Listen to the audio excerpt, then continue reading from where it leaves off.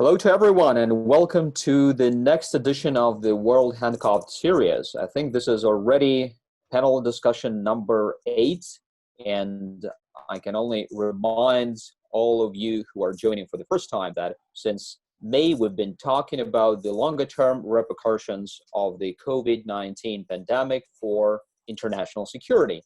And we're focused on the Euro-Atlantic and Eurasian spaces. And we'll look at what we call key pillars of international security in these large areas.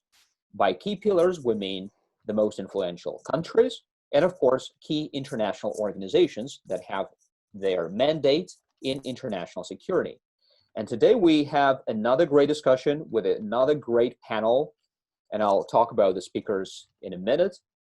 But the panel will focus on the Shanghai Cooperation Organization. This is one of those organizations which we hear a lot about, but I guess do not really follow all those developments inside the organization in the same fashion as we do with some other organizations like NATO or the EU or the OSCE, perhaps for the simple reason that here in Eastern Europe, this organization seems to be geographically a little bit further away, even though in terms of its potential impact and its importance for Eurasian security, it's of course a really key pillar. So, as I said, we have a great pleasure of discussing this topic today, and we are joined by a great panel. And before I present the speakers, let me once again remind you that the project is being implemented by the Konrad Adenauer Foundation, its Belarus office, and it's my great pleasure to welcome the director of the Belarus office, Mr. Jakub Wallenstein, who will be our moderator for today. And thank you once again for the cooperation. And on behalf of the Minsk Dialogue Council on International Relations, it's also my great pleasure to welcome you all. So the speakers, another all-star panel for today, which represents quite a good geography: China, Uzbekistan, Germany, Belarus, and Vilnius. Our first speaker is Dr. Zhang Qin, who is Associate Professor of School of Advanced International and Area Studies, and he is also Deputy Director of the Center for Russian Studies at the East China Normal University, which is based in Shanghai. So, Dr. Zhang, a very warm welcome to you. Our second speaker joins us from Uzbekistan, Dr. Akram Umarov, who is Senior Research Fellow at the University of World Economy and Diplomacy. Another warm welcome. We're also joined by Dr. Gregor Russell, who is the Desk Officer for Afghanistan, Pakistan, Indonesia, East Timor, Malaysia, Mongolia at the Konrad Adenauer Stiftung, and is based in Berlin. And Dr. Russell will also speak on behalf of another colleague from Berlin, Mr. David Merkle, who is the Desk Officer for China at the Foundation, and who is the author of the Food for Thought paper we have for this discussion. And the paper can be found, and I really encourage you to find it there on the Minsk Dialogue's website and also Konrad Adenauer's website. So the paper will be presented in a moment, but as I said, I encourage you to look at it in more detail. Finally, we were supposed to have another speaker from Russia, Dr. Vasily Kashin, who is Senior Research Fellow at the National Research University Higher School of Economics and also Senior Research Fellow at the Institute for Far Eastern Studies at the Russian Academy of Sciences. But unfortunately, just a moment ago, we got a message from Dr. Kashin that most probably he would not be joining us because of some unforeseen circumstances. This still does not preclude his participation 100%, and we still have a little bit of hope that Dr. Kashin might join us. But in any way, we have a fantastic panel for today, and there is a lot to discuss. So, dear Jakub, over to you now. Thank you, Eugenii, and that was a perfect introduction because you exactly finished when Gregor Russell was able to make contact with us. So we warmly welcome you, Gregor Russell, Dr. Gregor Russell, joining us from Berlin this morning. Thank you for being with us. And we want to start with the paper that, as you have said, Eugenii, has been written by our colleague, David Merkle. Again, I also recommend strongly for you to read it to get some background on the Shanghai Cooperation Organization and the main trends that we see at the moment. So David says, he introduces the Shanghai Cooperation Organization in his paper, just giving some background that it emerged from the Shanghai 5 group in 2001 with the means to bring together Russia, China, and Central Asian countries, Kazakhstan, Kyrgyzstan, Tajikistan, and Uzbekistan. I'm talking too fast already, sorry for the interpreter. and that the initial focus of the format was to establish an institutionalized collaboration mechanism in the Eurasia Union to cope with challenges for the systems that emanate from insurgencies and growing Islamic fundamentalism. So an organization that brings countries together with a common interest of defending themselves against these perceived threats. However, the organization has been growing over the years, now includes Pakistan and India. Additional members or observers being, among others, Belarus, now Mongolia, Iran, Afghanistan, and there are even aspiring member states or dialogue partners as a third category, like Turkey, and countries that are aspirants to join the organizations, such as Syria and Egypt. So the growth, this is his argument, of the organization into including countries that are strong rivals, like India and Pakistan, shows how it has moved beyond this initial founding principle, and now is probably the biggest organization in terms of the countries and the population represented that we have in the world. But the focus also has been shifting. So, and that the question is now, what is the purpose of the organization, and how can it bring together these diverging interests? He says that obviously China and Russia are the strongest member states in terms of their resoluteness to have an agenda, but that on the one hand, we see that they have overlapping interests to be a counterweight against a Western-dominated world order. On the other hand, they have their own very personal and individual interests that they bring into the organization. So from Russia, it would be to use the organization more as a purpose to promote classical security issues and its defense agenda. And for China, it is also an opportunity to echo and give more space to its agenda of the Belt and Road Initiative, so more combining security with economic issues. However, the principle, which is a founding principle of non-interference into each other's internal affairs, is still a principle that the countries uphold very much. David then goes into the effects of the COVID pandemic on the SCO and says that the countries had individually different approaches. For example, Russia and Mongolia closing their borders with China very quickly. Others, like India, implementing measures of screening and having more controls at traffic junctions, but that were not closed to China.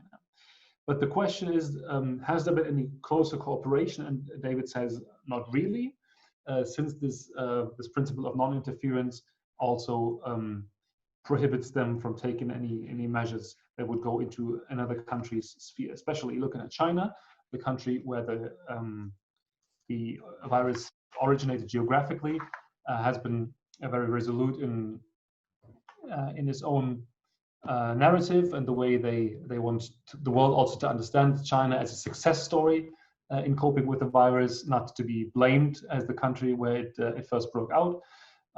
So there has not been a lot of coordination between the countries, but there is a meeting which is scheduled with the health ministers to take place in the upcoming weeks. And the question will be, will the countries be able to tackle this? Because, and this is a strong argument for closer coordination, the spread of infectious diseases is put down in the Bishkek Declaration of 2019 on the CSO lists of potential common security threats. So a non-classical, non-military threat, which the pandemic poses, has been on the agenda. They have been seeing this, but not developing any operational active joint capabilities to cope with this.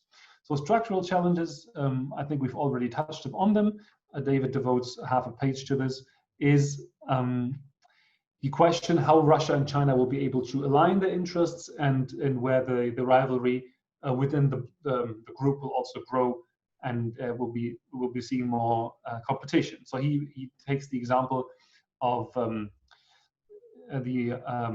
for cooperation, where China and Russia were able to bring the interests together and put more weight to their positions on the Iran nuclear issue, but also recently in the UN Security Council, when it came to the extended humanitarian aid deliveries to from Turkey to Syria, where Russia and China had a joint position. So the question is, we have signals for both rivalry between the two countries and joint measures. The question is, what will be the moment to prevail, and what will coin then and have the stronger influence also on the outset of the organization.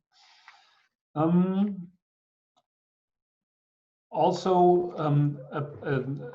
moment that he points out is the question how especially Central Asian countries react or don't react yet, maybe to inner problems or inner challenges in China. The mass detention of Uyghurs and other Muslim minorities is mentioned, since Central Asian countries mostly have strong Muslim majorities.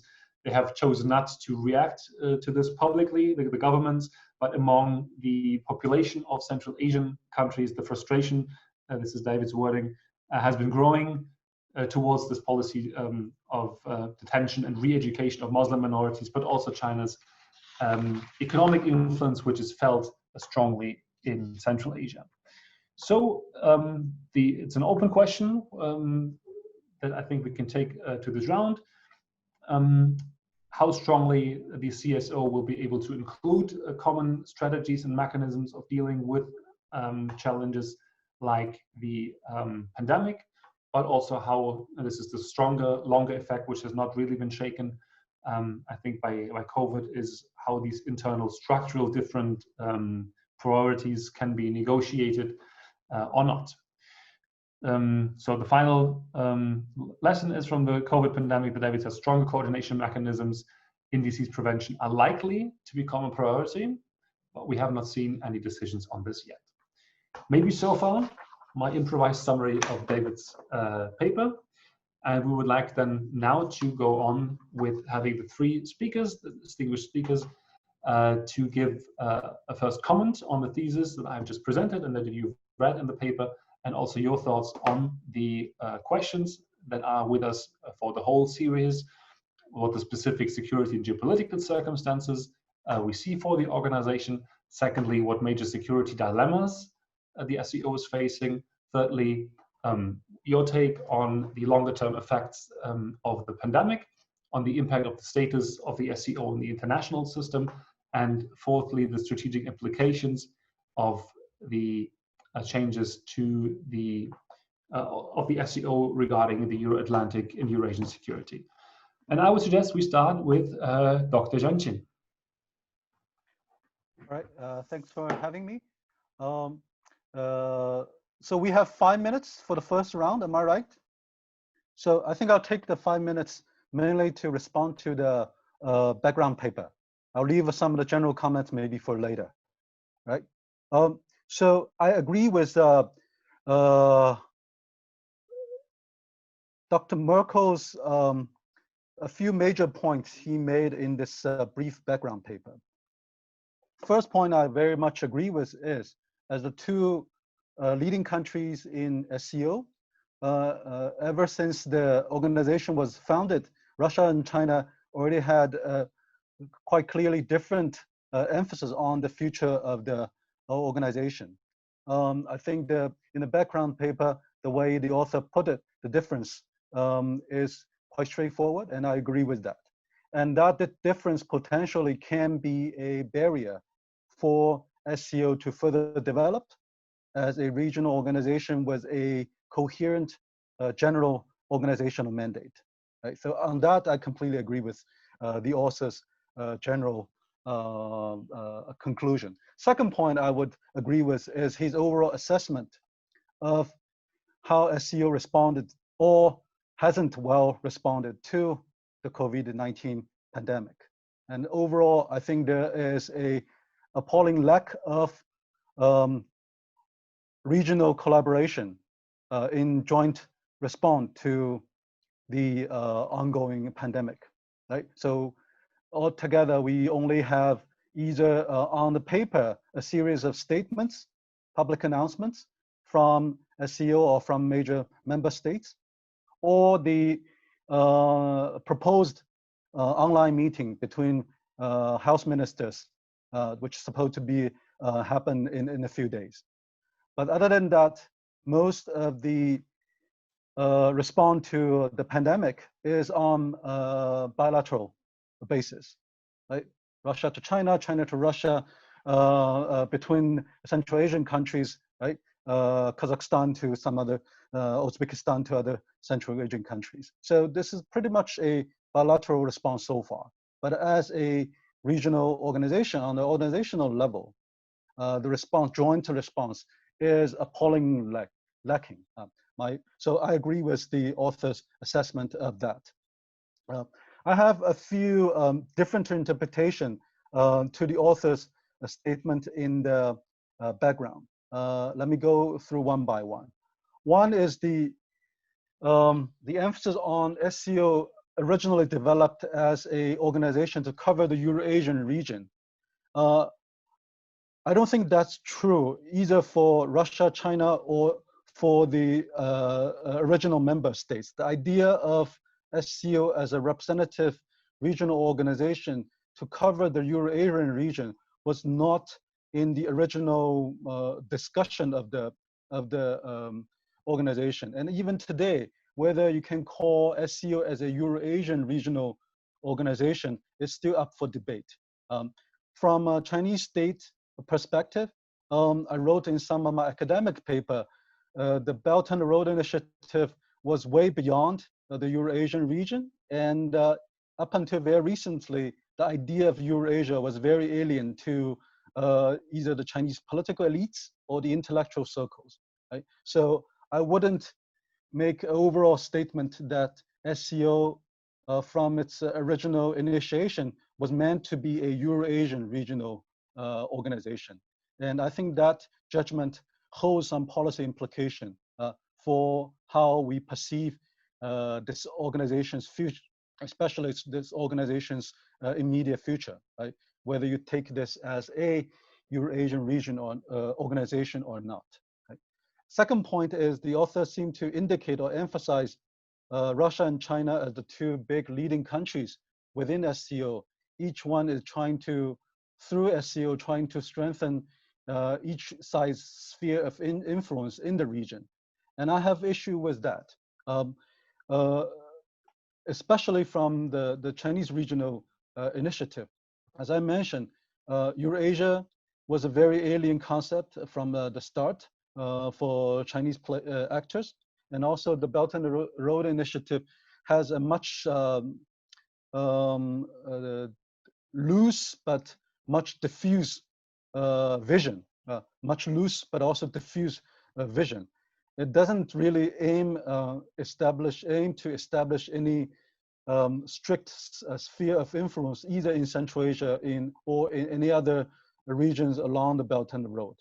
It doesn't mean I'm trying to portray China as an actor with all good intentions.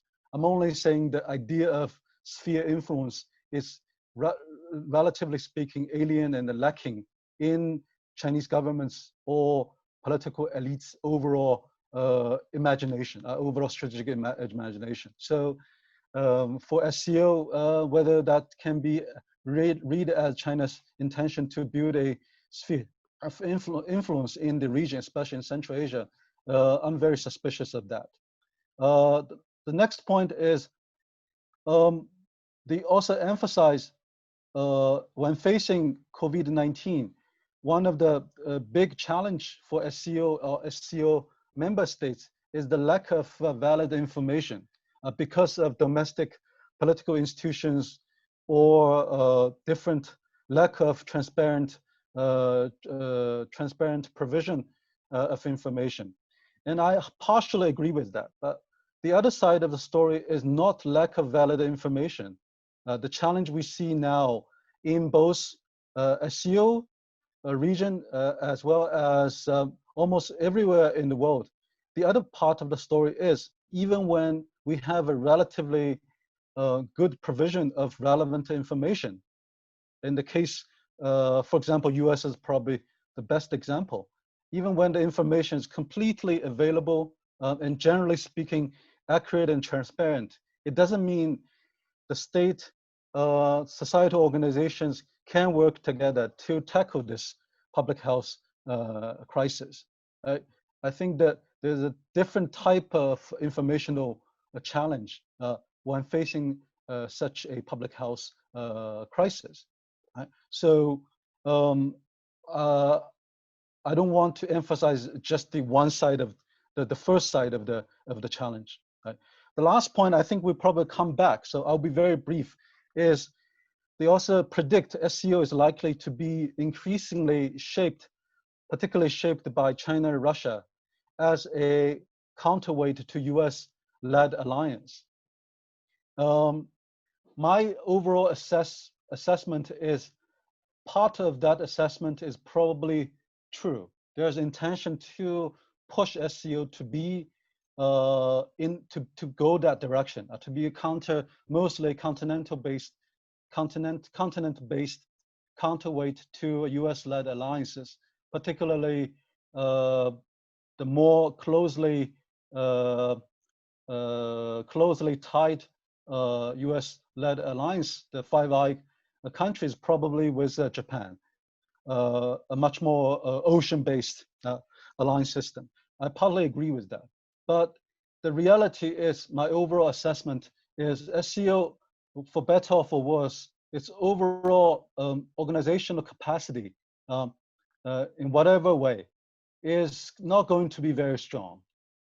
And in most cases, its relevance might be even on the decrease. So there is intention to push SCO to that direction, but I'm afraid its real capacity to become a genuine counterweight to US alliances doesn't look very positive to me. So I probably already run out of 5 minutes. I'll stop here. We can expand on some of the points maybe later. Thanks a lot, Dr. Zhang. This was a very, very interesting and challenging starting points. I think there's a lot for the discussion to dive deeper into. But I would like now to continue with the first rounds of comments and statements. I would like to move on to Dr. Akram Umarov for your take on what we've heard so far. Thank you very much for this opportunity. I'm very grateful to you for presenting this opportunity to share my views on the current development of SCO and possible challenges for the post-COVID development of this organization. First of all, I would like to underline the fact that, in my understanding, the economic cooperation within the SCO can be one of the important, significant areas where the member states can concentrate their efforts, because still this economic pillar of the SCO is mostly behind the security agenda of SCO. This SCO has some good results in cooperating within the security framework. There are some institutionalization already, like this regional anti-terroristic structure, which is based in Tashkent. And there is a regular anti-drug campaigns which are happening within this, within the framework or format of SCO. But the economic cooperation, there are a lot of talk on this issue, but if we look closely, there is still very little which has been done really, and which has been implemented in reality. But despite all these challenges, I believe that the potential for the economic cooperation is huge. For example, only the Chinese bilateral trade with SCO member states was about 350 billion in 2018. So the numbers are huge, and they can be even increased by the enhancement of this economic cooperation. And again, if we look on the agenda of SCO, and if we look on our documents which are usually signed and adopted by the heads of states, as an example, we can take the last year summit in Bishkek. 10 out of 22 documents which were signed during this event was somehow related to economic cooperation. But in comparison with the security and other political documents, most of them are still need better implementation. And this kind of norm creation, which is not fully implemented in the reality. I think it's a very bad tendency, and to some extent, it's for me personally, it is similar to, for example, to CIS format, Commonwealth of Independent States. We know that it's very convenient platform for the post-Soviet countries, many post-Soviet countries. But in reality now it's more like a club of presidents where they can gather and discuss mostly bilateral issues rather than the issues of further regional integration and cooperation. So this kind of problems with the implementation can lead that SCO can become also mostly this kind of platform for discussing many important issues, but which mostly have bilateral nature rather than multilateral basis. But there are good example, for example, of economic, for example, of the documents in the economic sphere.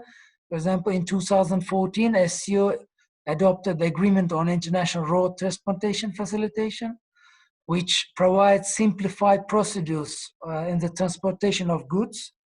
It includes like mutual recognition of driver's licenses, duty and tariff-free transit for the operators across the 5 transcontinental green corridors stretching from Chinese ports and leading to the other 6 member states.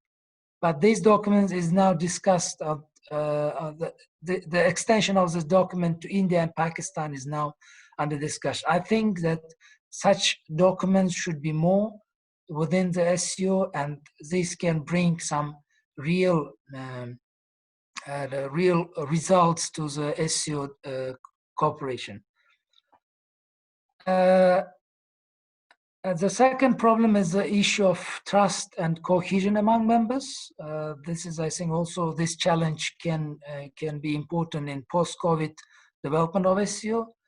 We know there are many existing bilateral problems between the SCO states, and they are also mentioned in the paper presented by the authors. And the recent clashes on the India-China border. There are some issues on the borders of Kyrgyzstan and Tajikistan, for example. So this kind of issues are usually not discussed within the SCO, and the SCO says that it doesn't have a mandate to interfere in domestic issues and bilateral problems if there is no kind of appeal to the SCO. But still, the existence of such issues, of course, can influence on the cooperation within SCO, and of course can influence on the implementation of documents which are adopted by the SCO. And third issue, which I slightly already mentioned in my first point, the issue of policy implementation and slow pace of decision making. And Dr. Zhang also mentioned it, that we are waiting for the health ministers meeting, SCO member states health ministers meeting, which should be in mid-July. So I hope that it will happen in few days. But there were already 2 meetings of health experts of SCO countries in April and recently in June, which are responsible for preparing this event. But the problem is that we're already on the 7th month of pandemic, and there wasn't still a health ministers meeting of SCO. Of course, there are good signs when on bilateral level, SCO states are helping each other, sending humanitarian aid and supporting and with different other measures. But still, there is a lack of this kind of multilateral support or organizational support within the SCO. So most of the activities and measures which were implemented were mostly on bilateral level. And also the SCO Secretariat has announced that they are working on the joint document on prevention of future or tackling in future such public health crisis or such dissemination of such infections on the SCO territory, and it's planned to be adopted during the next summit of heads of states in St. Petersburg. But we know that this summit was postponed till autumn, and it's still not clear when exactly will it happen.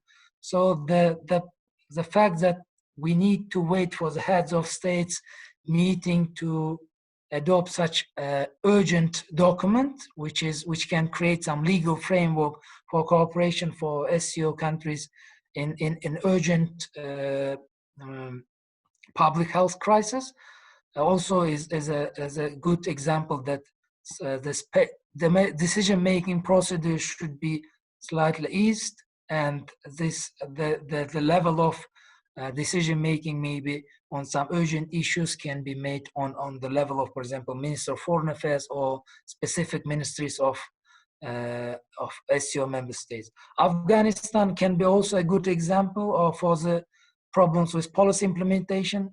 SCO declared many times its interest to be involved in the facilitation of conflict resolution in Afghanistan and peace building in Afghanistan, but still the full scale involvement of SCO hasn't happened, and it's still not clear how SCO can present its potential in peace building in Afghanistan. Of course, the SCO member states on bilateral level are hugely involved in this process. All Central Asian countries, China, Russia, Pakistan, India, all of them on different levels, on different formats are involved in this process, in the process of peace building in Afghanistan. But there is a lack of regional position, not organizational position towards the Afghan problem. So my recommendations can be very briefly: develop deeper trust between members. Maybe the cultural humanitarian cooperation can be a good basis for this. Also, maintaining some cooperation between the parliaments of the states can be a good example for this, can help this trust building measures. And to work out the better and quicker policy implementation procedures within the SCO, and also is, I think, important for the enhancement of economic cooperation to create financial institution for joint development funding. There is a SCO interbank consortium, which is not very effective, and it's also loosely institutionalized. So, and of course, I think this SCO should work more to escape the anti-Western labeling, which is not always true. Maybe some countries, like big countries, can use this platform to present their position and in relation with the United States or some other Western countries. But I can assure, for example, that Central Asia is not interested in such labeling of SCO, because we have a very good relations both with SCO member states and also with many Western countries. So it's not in the interest of Central Asia and many other SCO members to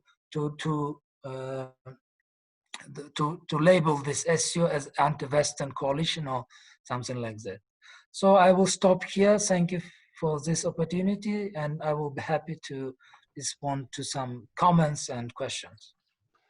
Thanks a lot for these rich input words and also recommendations. I think we can take this for the second round of our discussion. But first of all, I want to conclude this first round. And now finally with you, Dr. Gregor Rüssel, who represents Konrad-Adenauer-Stiftung's office in Berlin.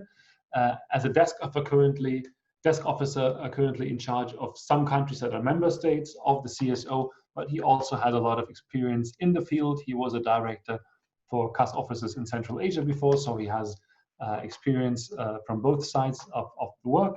So Gregor, we're looking forward to your comments on this issue. Yes, Jakob, thank you very much, first of all, for this invitation. I'm very happy to get an update about the former Shanghai 5 and now Shanghai Cooperation. And here are my comments that are somehow independent from each other, but these are the thinking these are the things that came in my mind when I came to the issue of Shanghai Cooperation. First of all, this Shanghai Cooperation came out of the Shanghai 5. And if I will follow the development of the Shanghai Cooperation over the last years, I have to say, when I was working for the foundation in Uzbekistan and Kazakhstan, the Shanghai Cooperation didn't play any important role there. So that means it was founded with the background of Russia and China and of the Central Asia states, and that was it. So nobody was interested in Uzbekistan and Kazakhstan at that time to talk seriously about a Shanghai Cooperation. It was somewhere an organization for cooperation and so on, but not more. If you see now the member states and also the states with the observer status, then it comes into my mind that all these states have somehow problems with the EU or also with the western part of the world. So if you go through, that means China. So we have not to discuss China and the problems with the EU or with the NATO or with the states or even with Germany. Kazakhstan does not play the role that should be played from Kazakhstan also in the cooperation with the EU. Kyrgyzstan, it's always a problem, and you have to be very, very quickly updated who is the new government in Kyrgyzstan, because it's changing very, very quickly. So Russia, I mean, we all know the problems of the EU and Russia. We all know the problems between Germany and Russia. So then Tajikistan, Uzbekistan, India, okay, this is fine. There is a cooperation, and the links to Germany may be a little bit better than to the other countries. And then we have Pakistan. Even Pakistan, we have a very difficult link to Pakistan. Even the foundation closed the office in Pakistan. So I'm not talking about Iran, Afghanistan, and Belarus. So that means at the end of the day, what I want to say is, obviously, we didn't find a good link to all these countries during their development after the Soviet Union and then going on in the period after that. That means at the end of the day, the EU is not any longer attractive for these countries. So this is the opinion that I have. I remember we had a strategy of the EU at that time for Uzbekistan and Central Asia. It failed. Sorry, I mean, it really failed. So therefore, it's a question of understanding each other, or a question how we understand or we are able to understand the problems of these countries and of these countries and how they communicate and how they understand the EU and the European Union and Germany. So at the end of the day, what I want to say is we have to be very careful. If we want to influence the region by values of the EU and Germany, then we have to see how we can do that. And obviously, we failed in the future because, as I said it, the cooperation and the links to those countries who are now in this Shanghai Cooperation are complicated. And this is, I mean, a soft word, complicated. What I do think is, I mean, the Shanghai Cooperation Organization after COVID, I'm not sure if COVID will play a big role in this cooperation. Yes, of course, to cooperate to each other, fine. But in the future, I do think that we have the power in China and Russia and also Kazakhstan that they will win new countries for this cooperation, even in order to have equivalent partner to the EU or even a stronger partner. If you look to Mongolia, for example, with the resources that they have, so then I'm really astonished that the EU is still not accepting that we have powerful partners in this region and that we have to talk to the Chinese and especially also to the Russians, what we did not in the past, concerning the region in Central Asia and brighter on to Iran and to Pakistan and so on. Look, Pakistan, for example, I mean, they joined this organization. What was the motivation for joining the organization? Okay, fine, economic links. This is always good because then you have not to care about values, human rights, and so on. But at the end of the day, we should take care about the Shanghai Cooperation Organization because the members, the number of the member states will grow. I'm sure for that. So even during the time when we are having our own problems in the EU and not able to look over to look beyond the EU, the borders of the EU, something is going on, not only there, also with Brasilia in Latin America. Something is going on in the world. The development of the world is not stopping. So therefore, I do think, yes, COVID-19 could be a factor for coming more or closer together. But at the end of the day, I do think from the side of Pakistan, from the side of China and Russia, they are thinking in terms that are going far, far away concerning the time. That means I could imagine that the Shanghai Cooperation will have a lot of more member states in a few years. So, Jakob, I don't know, was it 4 minutes and 30 seconds? And I will give the 30 seconds to the next speaker as a gift. Thank you, Gregor, for this gift and also for the gift of being with us today and sharing your thoughts. I think it's the last point you mentioned, that the organization is likely to grow in terms of member base, and that this is important for us to keep on our minds. I think I would like to give this question maybe back to Dr. Zhang to have the second round of conversation, because we've heard now, I think, a bit of different assessments, one by Dr. Umarov with this assessment that there's clashes and structural differences and that it should not be overestimated, the capacities. This was his takeaway, one of his takeaways. That as an anti-US organization, it just does not have the capacity to formulate strong common policies. And then Gregor said it's likely to grow and therefore gain relevance. Do you think these two notions can be reconciled in some way? Do you think the organization is likely to grow in terms of geographical extent, but also in terms of coherence in some way?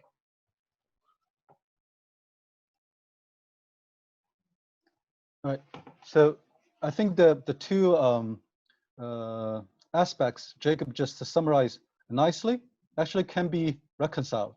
And I agree with Dr. Umarov's assessment that the organization currently it's not in its original mandate and doesn't have at least in the immediate future, doesn't have the intention or capacity to function as a full-scale either anti-US or anti-US led coalition or anti-West organization. But on the other hand, I also agree with Dr. Russo's prediction in terms of membership, potential membership. The organization is in the position to further expand, because my reading is the original mandate of the SCO, mostly in the security aspects, it was, relatively speaking, successful. Successful for both the bigger country and the relatively small countries. The original mandate actually worked out reasonably well. But the challenge is to keep the organization still effective, functional, relevant. Once the original mandate some sort of exhausts itself by being successful, what's next? Right? So one possibility is to expand the organization, but somewhat dilute its real functionality. And that's something I'm afraid, whether you like it or not, is where SCO is going to be. Bigger, more diverse a group of countries as member, but its core functional mandate will be further diluted. Its symbolic meaning as some sort of alternative, like Dr. Rousseau mentioned, all the member states, observer states, the common feature of all of them, maybe except for India, is they all have some problem with EU and US-led transatlantic world. different ways. So that actually become appeal to some extent to countries outside, even outside of SCO, in Middle East, in South Asia, potentially Southeast Asia, and even maybe in North Africa. Right? So that appeal may potentially bring in more members to actually sustain the organization, but the core function is going to be even fuzzier and somewhat more diluted. So in that way, what Jacob just summarized, the two aspects can be reconciled. And that's actually exactly what I see how the organization might develop in the medium range. Thank you. Gregor wanted to comment directly. A microphone. Okay, so now, I fully agree with that. I mean, if the organization will grow too quickly and too much, then it would be very difficult to handle or to work effective. I mean, sorry for saying that, but we see that in our own house in the European Union. If there are too much people and too much members inside, then you get a problem at the end of the day to take a decision. Even if you will say this is a decision of a consensus base. But if you look again to the member states, China and Russia and also Kazakhstan, and now Pakistan, I mean, these are really different countries.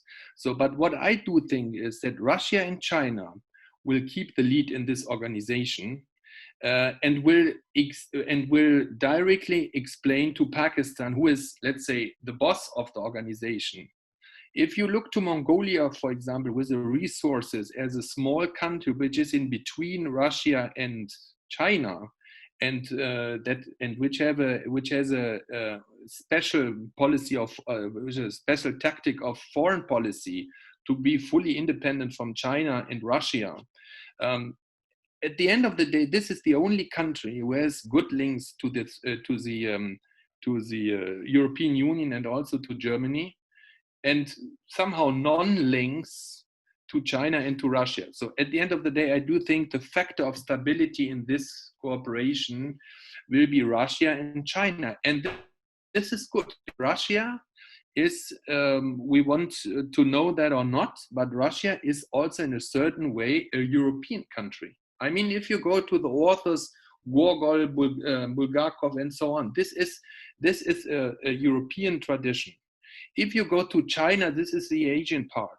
So at the end of the day, we have an organization which is only coming from Russia and China, somewhere in between the Europeans and the Asians.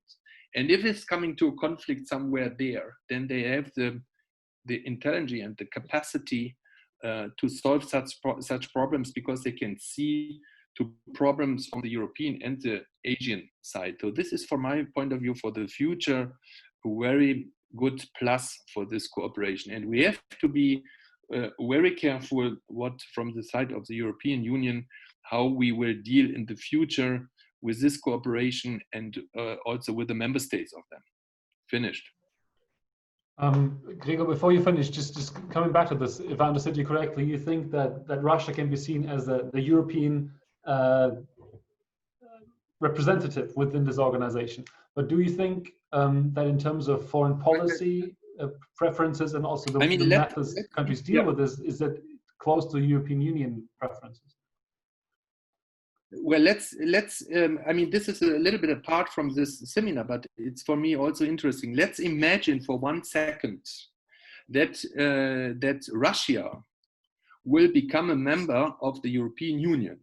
You know, Putin had a dream and will call Mrs. von der Leyen and will say, listen, we are also a European country. By the way, Kazakhstan has also a European part, Turkey as well.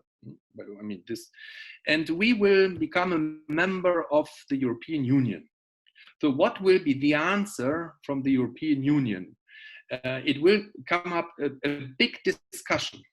But at the end of the day, I was sometimes in Kyrgyzstan, which has a border to China. I mean, I have not to explain that here. And I talked to some politicians there, and they said, "Well, we are European." I said, "What? You are European? How is that possible?" Yes, during school time, we read all the authors that were European. That means from Russia. We have more cooperation and more thinking, more links to Russia and then to Europe than to China. I mean, that changed maybe, but we have to take that in mind when we are talking about the region. We are talking about Russia and the Central Asia states. So what I mean is, Jakob, yes, I do think we have to change immediately and very deeply the cooperation with Russia. I mean, I will not accept that I will not say that everything is good what they are doing, but we have to try to understand how they are thinking. This is the same with China. In China, I'm not an expert in China, but I studied sometimes in Russia, and I know it's difficult to understand all the East European countries, also in the EU. I mean, you see also a line on the one side, the European countries from the former EU and now the new EU, Visegrad things and all this. This is so. At the end of the day, I do think we have to change the cooperation with Russia. Both have to do that. They have to do it also with Germany, and we need Russia in several parts of the world and in several problems as a partner, not to act against them. Okay, thank you. Moving back to this question of more closely of the SCO, but of course this is strongly connected how we would see the SCO's future perspective in the influences on Eastern Europe. So thank you, Gregor, for this statement. But coming back to the question of an extension, and how do you think, if the organization is likely to grow, how will it be attractive to smaller countries to be in this organization? You said that some of them, or many countries, are dissatisfied with a world that is dominated or perceived to be dominated by Western countries, led by the United States. But if they join an organization which is then dominated by China and Russia, that's what we've heard so far, that these two countries will remain to be in the lead, wouldn't they be choosing to be dominated by other countries which might even be stricter on pushing their interests through? So do you think, coming to Dr. Zhang again with this question, that there can be bodies of common decision making at some point in the future for the SCO, or intergovernmental approaches of one country, one voice in some decision making that will make it attractive for small countries that are afraid of being over-dominated by China?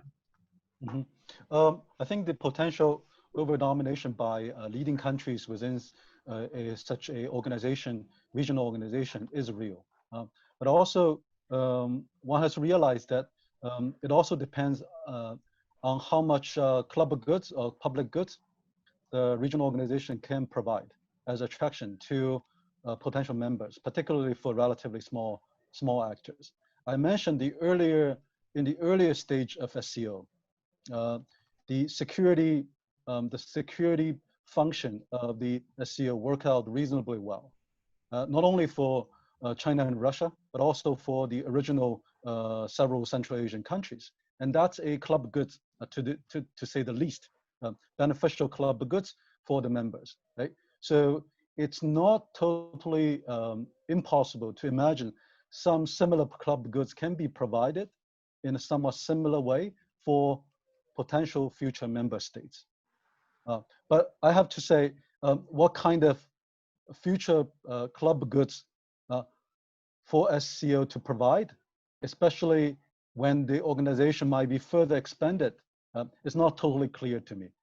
That's a big question, right? More member organization expansion to keep it somewhat more relevant, but the core function, the mandate, real mandate, the core function might be further diluted. That's the way I look at it. So it's possible to expect some different type of club goods to be provided to attract new members, but what that exactly is not completely clear to me. But what's interesting to me is it seems there are some countries with genuine interest to be more closely associated with SCO. Right? We see a couple of countries showing genuine interest to be associated with. Turkey even indicated some sort of interest to be more closely associated with SCO too. I think that's a game of it's a game, is this fair to say it's a game of denial or looking for just the alternative? Even though the alternative, what this alternative constitutes is not totally clear, but it's good to be in some sort of alternative away from the transatlantic world. I think that's probably the big appeal to some of the potential new members. So it's rather a push factor away from what they see now than the strong pull factor to have something which is very concrete within the organization. All right. I would already like to encourage the audience, the people that are following us on Facebook and that are looking at this conversation on Zoom, to post your questions to our distinguished panel, either in the chat function or in the Q&A function. We would very much like to take them up. But I have one more question to Akram Umarov. Actually, two questions. Since you emphasized the economic nature that the Shanghai Cooperation Organization has been assuming ever more, and looking into at economic figures, we can see that India has almost twice the gross domestic product than Russia does. So it's twice as much. Do you see a growing role for India in this organization, especially if economic cooperation is growing? That is the first question. And the second question would be, do you see a genuine interest among the presidents or the heads of states? You say it's like a club, or could end up like the CIS as a club of presidents that come together to talk and then actually go home with bilateral agreements. Do you see a genuine interest to have more streamlining in the organization of interest and of positions from the side of the executive? Thank you for your question. The role of India is very connected with the issue of the expansion of the SCO. Yes, India and Pakistan became members of SCO, but it happened very recently. So they are still in the process of joining for the many different agreements and different within the SCO institutions which exist. So yes, formally India and Pakistan are full members of this organization, but in reality there is still the process of full-scale joining is undergoing now. So, but India has expressed its interest to establish some close economic cooperation with SCO members. It has already good economic relations with Russia and China, but the economic cooperation with, for example, Central Asia is quite limited, and the major problem is infrastructure. And because of this issue of on the way to Central Asia, there are two countries for the India, Pakistan and Afghanistan. Both of them have some of their own issues which prevents India to establish good infrastructure with Central Asia. And now, for example, India is seeking for alternative opportunities to reach the Central Asian region, for example, through via Iran, for example. They have agreement on cooperation with Iran on Chabahar port. But again, they can take their goods to this port but how it can reach this region, the Central Asian region, is still a bit complicated. The way from via Afghanistan is discussed now. And for example, Uzbekistan has a good experience of building some railway from Uzbek border to Mazar-e-Sharif, the city on the northern Afghanistan, and there are plans to extend this railway until the border of Iran, the project of Mazar-e-Sharif Herat. But of course, the problem with this infrastructure project is a security issue in Afghanistan, and also the funding resources. This railway project is much bigger, and it's expected to be more than 300 kilometers. So there are huge investment is required for this project. And considering these risks of security risks, the funding list is not so huge now. And So there is a good intention for India to enhance its economic cooperation within SCO, especially with Central Asian countries. But the problem of infrastructure, and also I assume that the current relations of India and China can also affect on India's interest to enhance its involvement and economic cooperation within SCO format. So it goes back to the issue of expansion, and so that India and Pakistan need to do many things in order to reach this full-scale membership level, I think.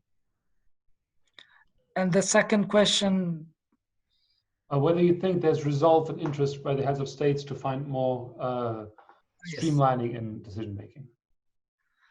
There is of course interest for the many heads of states to have some organizational response to some issues and to have some bigger scale projects which involves many SCO members, not only on bilateral level, but still there are problems which prevent such a development. For example, we have a long-lasting discussion of the project of railways through Kyrgyzstan, Uzbekistan, Kyrgyzstan, and China. And it should be a very short road to connect Central Asia or Uzbekistan with China, where now we use mostly the way through Kazakhstan, but it's a bit longer than this planned project. But despite these long-lasting discussions, there is still the problem of this infrastructure project hasn't started yet. And it again goes to the issue of there's different hidden interests and different perspectives which are preventing such development. So maybe we need to think more about how we can merge interests of, for example, Russia and China when in the promotion of projects of, for example, Eurasian Economic Union and Belt and Road Initiative, and to think about some implementation of some large-scale projects which involve many West SCO members. And this can bring this real output. We need more real outputs of SCO, not just discussions, a lot of documents, but also something tangible which can be presented as a real output. And the implementation of such big infrastructure projects, for example, can be a good example and can enhance the cooperation within the SCO form. Thank you so much. You have been giving recommendations, very concrete recommendations since your first statement. And I would now like to use a last round within the panel for the other two speakers to also add their own recommendations and also have an opportunity to say whether they agree with your recommendations. I repeat, there has to be deeper trust that can be developed through cultural and humanitarian cooperation, parliamentary cooperation, for example, and especially what you just said, more tangible results like infrastructure, but also to work out a better and faster policy implementation processes. So the question to the other panelists, whether they agree, maybe even come up with institutions like financial institutions. And I think this will be especially a question that I would like to address to Gregor.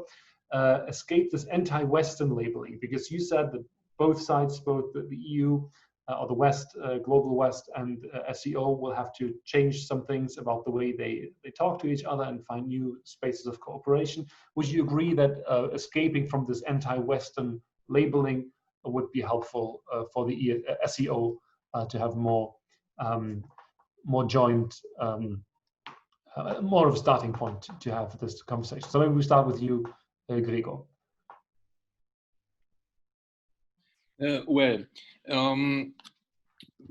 First of all, what I would do if I would be the whatever director of this Shanghai Cooperation, I would hire a PR agency from the US. And I would pop up and I would explain to the world that here is coming up a new future world power. And please, European Union, and please, the US, we will not deal with you I mean, we will deal with you in the future on the same level. Be careful what you are doing. Our political influence is increasing. So if this will work and the European will understand it, what I doubt, because the arrogance inside the European Union is not very small, to be very diplomatic. So, but countries would understand inside the European Union. Some countries would understand it. And now here comes the question that maybe hurts, but that we have to ask. Imagine Hungary, for example, would say, okay, I'm not so happy to be a member of the EU, which is even today the status. And we are thinking to join the Shanghai Cooperation Organization because we see that this is a good link between Asia, Russia, and Europe.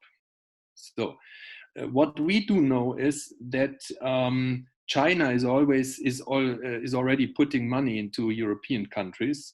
So that means this question is not a question from a dream or somewhere. That could happen quicker than we could or we would imagine.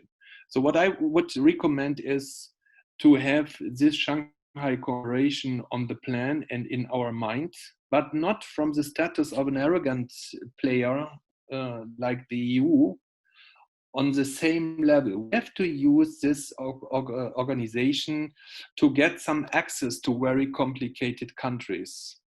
Well, I mean, not to blame some country, I will not name these countries here, but the countries are there. There are some countries in which the political situation is quite very complicated.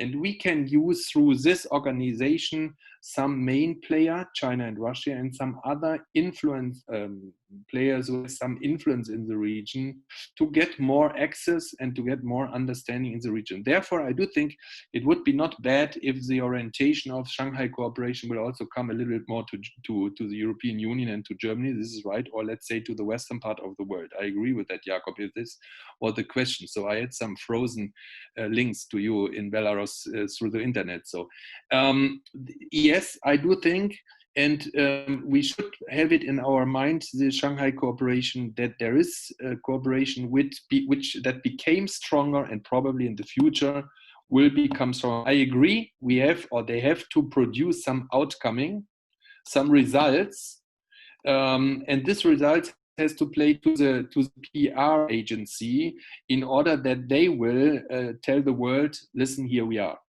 That's it from my point. Thank you. Thank you, Gregor. I just saw that Yohini wanted to add another question to Dr. Zhang. Do you want to voice it yourself before we then continue with this final round? Well, sure, Yes. Very quickly. I just wanted to ask you to expand a little bit more on your point about China not having this ambition for a sphere of influence. I was wondering, does it mean that the very concept of a sphere of influence is not really present in the Chinese strategic culture? Or do you mean that this is sort of Chinese response to the current developments in international relations and is not part of a longer term strategic culture? Mm-hmm. I would say yes to both of your interpretation. For what I understand, the idea of a sphere of influence is rather alien for the pre-modern period of China. Secondly, it's also a response to the current situation, particularly the recent years. If you see China's overall economic statecraft, it pushed forward a very much as I said, loose, diffuse, flat way of looking at the world. I actually wrote about that in my academic world. It comes with its own problem, but part of the consequence is it doesn't try to establish a very boundary conscious sort of neighborhood. There's no intention or interest actually to establish those very much boundary conscious neighborhood. backyard. So I think that's also a reflection of its predominantly economic intention in further extending its economic ties with other parts of the world. Again, I'm not trying to say this is all good intention, try to help others, but it's driven by its fundamental nature as economic power. Right? So a very quick response to Jacob's question, to Dr. Umarov's suggestions. I completely agree. SCO needs to demonstrate it can get something done, to appeal to members, to prove its relevance to outside world. And I think the economic sphere is promising, both for trade facilitation, both for there's a lot of work on investment negotiation, on unification of investment rules, which is difficult, but that's something needs to be done. And I think most parties involved do have interest to get it done some way, but the negotiation process is difficult, right? Also facilitation of trade rules, investment rules, this is still ongoing. I think if that make a concrete progress, it will demonstrate its relevance for member states as well as for outside world. And the last point as to what can be done is just to get our own house in order. That's the best way to demonstrate why people want to do things with you, right? Like the COVID-19. Originally, in early February, a lot of my foreign friends, students are fleeing China because it's a dangerous place. But after 4 or 5 months, it seems China now become a relatively safe place.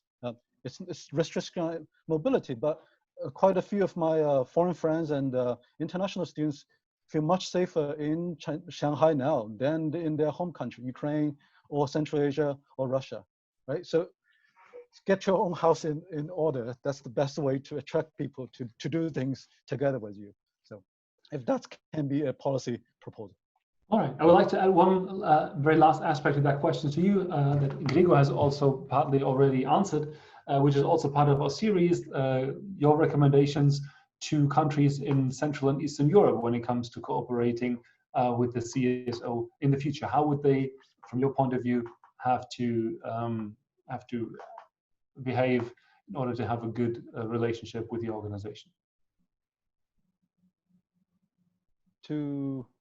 Is the question to me or to? Yes, still to you as a last aspect of the recommendations. Oh, and then okay. we go to Dr. Umarov. Well, it's actually I'm not sure I'm in a position to actually give a suggestion to those group of actors or players. And I, for what I understand, there's not much of interaction between Eastern European countries or the other blocks of country you mentioned with SCO, right? They have a lot of bilateral interaction with member states, but on the region to region level or regional group to regional group level, there's really not that much of interaction up until now. So yeah, I don't have any specific recommendation for example, Eastern European countries. Okay. Just don't treat it as an odd, weird, bizarre actor. It's just one of the regional organizations. Okay, so finally, for this last round, back to you, Dr. Akram Umarov. What are your do you see that your recommendations are all you wanted to say and are still valid? Anything to add, especially with this perspective on Central and Eastern Europe? Just a few words. Thank you. That first of all, despite the fact that we're now discussing the post-COVID development of SCO, we're still during the pandemic, and it doesn't seem that it's going to leave us very soon. So SCO can be also more active and try to be more effective even during the pandemics. And if SCO can again, as I said, and Dr. Zhang supported, that it can bring some real results even in the tackling the pandemics, it could be also a very good positive sign for the future development of SCO. Considering the countries which are members of this organization I think there is a huge potential for doing many things together within the SCO. And also we shouldn't, I think within the SCO, we shouldn't just discuss and shouldn't be limited in cooperation in these very traditional areas like security, economic, in terms of trade and etc. But we think we need to be a little bit innovative maybe. We should maybe establish more cooperation on, for example, on non-traditional energy resources or development of this alternative energy on the SCO member states, or development of, for example, agricultural cooperation, for example, and make the SCO space more sustainable, more, let's say, maybe we can think about some common measures in response to climate change and within the SCO format. So this again can bring to SCO something new and can bring this and can work for this elimination of anti-Western label of SCO. And just as an example for, again, to stress my word that it's not at all the anti-Western coalition. If SCO wanted to be anti-Western, that if it could accept, for example, Iran as a full member many years ago, though it was a great favor, but it didn't happen, and mostly because of this very strained relations of Iran with Western countries and the will of SCO not to be fully involved in this huge clashes between these sides. So there is a big potential and we need to do more. Thank you. Thank you for the summary, and thank you to all of the panelists for this intense and interesting discussion. I have learned a lot myself, and I think it's a lot of food for thought, some very concrete propositions concerning the SCO, some more long-term proposals that will be able to shape, or will be decisive questions, how we will shape our common bilateral and multilateral relations in the future. I would like to hand it back to Eugenio now to present us the takeaways in a bit more detail from this session. Thank you again from my side. Thank you very much from my side as well. It's been a really insightful and very helpful discussion, and just for our speakers and the broader audience to know what we are going to do with the key takeaways from this discussion, likewise the takeaways from the previous and future discussions. We'll put them all together once the project is about to end, and do a big thinking round about, you know, how they all come together, a bit of a scenario planning to understand what it all together means for the security in those geographical realms we are focused on. So thank you very much, and of course we'll be reaching out to all the speakers with those results, but this is a different day. For today, let me just talk very briefly about some of those key takeaways. And first of all, I want to emphasize that it's been our 8th discussion, and we already dealt with a few international organizations. And of course, some of what we talked about very much resembles the discussions about those organizations. Of course, it was super difficult for everyone and each organization to quickly react to the pandemic, because this is something completely new. And even though some discussions about reacting to such types of extraordinary circumstances had been there within different organizations, but of course, one thing is to have something as a hypothetical scenario on your table, and very different reality is when you have to face it now and with some specific reactions. So of course, the SCO is not an exception here. Also, what we discussed today resembles quite to a large degree what we discussed 2 weeks ago when we tackled the Collective Security Treaty Organization. And primarily it has to do with all those barriers and contradictions that exist, well, in that case, in the post-Soviet space, but here a little bit broader in Eurasia, and which seem to be really difficult to overcome for very structural objective reasons. And that in that respect, they do restrain what organizations like the SCO can do. And in particular, what we said today is that right from the beginning of the organization, the sort of different interpretations of a few fundamental things in geopolitics by Russia and China did develop to creating this barrier for what the SCO can do. Also, we talked about this idea of the SCO being a Eurasian organization, and Dr. Zhang Xing emphasized that it wasn't really the intention, at least from Beijing, to create it as an all Eurasian organization. And in this respect, the BRI is more of that, as seen from Beijing. And I think this is a really important thing to keep in mind. I also paid specific attention, as you can judge by the question I asked, to another point made by Dr. Zhang Xing, which is about China not really having the sphere of influence. And again, I think this is extremely important to discuss, at least when we approach topics like Eurasia or the SCO from a more sort of European perspective, or something which is more typical for discussions about Russia, about the West. And I think we still need to learn a lot to overcome that legacy of the Cold War thinking, if you will, when we approach the reality of our current age. Dr. Umarov spoke about the economic cooperation, which is not sufficient enough within the organization, but also emphasized that the potential is huge and the potential is there. And actually, in his recommendations, he also talked about the possibility of looking at some really new potential spheres of cooperation, which might be new drivers for economic cooperation as well. He also emphasized this permanent tension. And again, we had this discussion about NATO, about the CSTO. It was pretty much the same.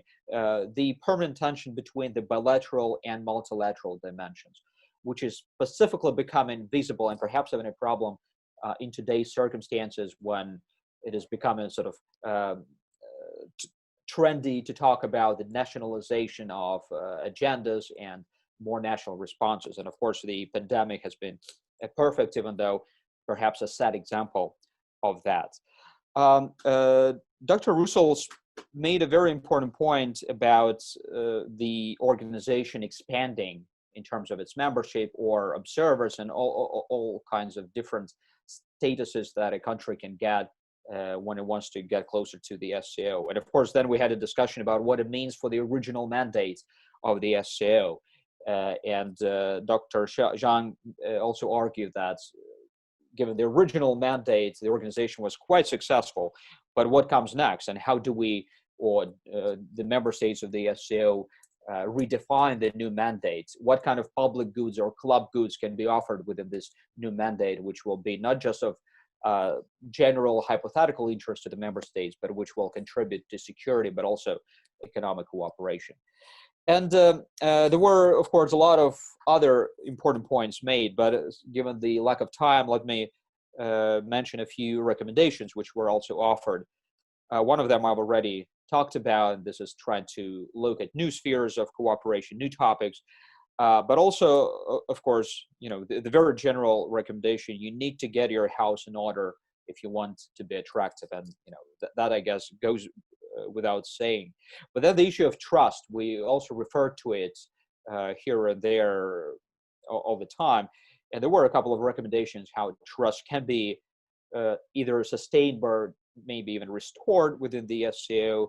We talked about cultural ties, parliamentary ties, economic dialogue, better implementation of existing procedures and new decisions, but also, and that was emphatically said by Dr. Umarov several times, that it's really important for the organization to escape this labeling as an anti-Western organization. And I really understand why Dr. Umarov is emphasizing this point, especially being myself from a country which is in a different region, but somewhat similar structural positions where we need to emphasize this. And of course, this came as a response to what Dr. Russell said, that when you look at most of the member states that the organization currently has, almost each of them seems to have some kind of issues with the West. And of course, ultimately, it becomes a problem for the organization itself. Okay, I think I'll end here, and we'll process the results of the discussion further. There will be a special takeaway paper, most probably around Saturday, Sunday, which will be emailed through our networks, but also used very attentively for the final scenario building exercise within this project. So thank you once again for this really great and insightful discussion, and many thanks to Jakob for another great handling of the moderation task.